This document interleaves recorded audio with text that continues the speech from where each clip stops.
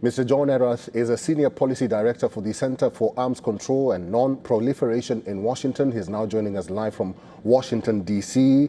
Mr. Erath, it's good to see you and thank you very much for your time.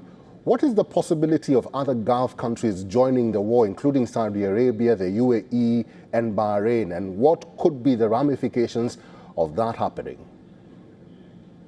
I think that they are already involved in the war by virtue of the attacks on their territory and their citizens.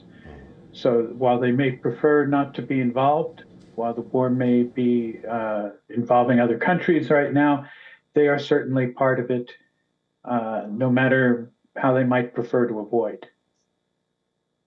What do you think is Pakistan's role in this war? Can they remain neutral for a very long time, or do you think they will be embroiled in this war? I think that Pakistan would certainly prefer to stay out of the fighting. I think that they would prefer not to be involved, but they have obligations under their Mutual Defense Pact with Saudi Arabia, and it's going to be up to the government in Islamabad to decide how far those obligations may extend. Mr. Erath, what do you think, or what do you make of the rift between President Donald Trump and UK Prime Minister Keir Starmer? I think that there is a difference in opinions between the two leaders, and it is caused largely by the failure of the White House to define clearly what its goals for the conflict are.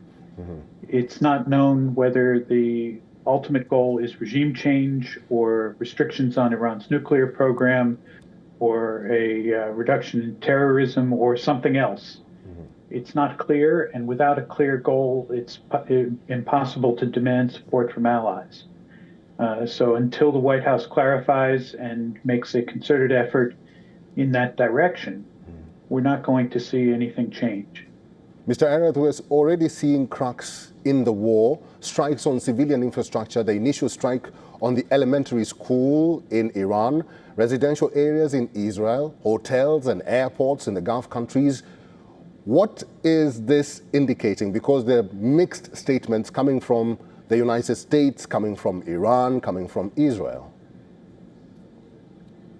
It indicates that in any kind of conflict, it's always going to be civilians who suffer and unnecessarily suffer. It's impossible in the modern world to simply have a war between military forces. That situation doesn't exist. There are always going to be civilians who are caught in the middle, and that's really the tragedy.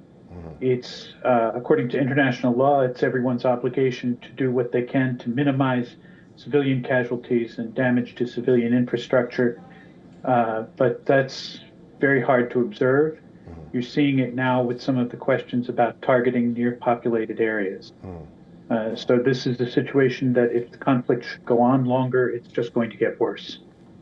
Mr. Erath, and still talking about civilian infrastructure, attacks on desalination plants is a new focal point in this war. Iran first accused the United States of attacking its desalination plant, and now Bahrain has accused Iran of doing the same on their civilian infrastructure.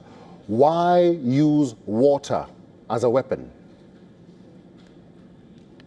It's something that is clearly a civilian target, and so clearly it would be contrary to international law, or customary international law as the term is.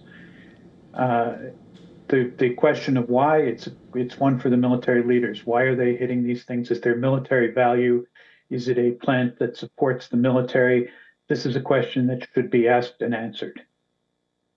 All right, Mr. John Erath, it's good to see you. We'll have to end this conversation here. Thank you for talking to us today. You're very welcome.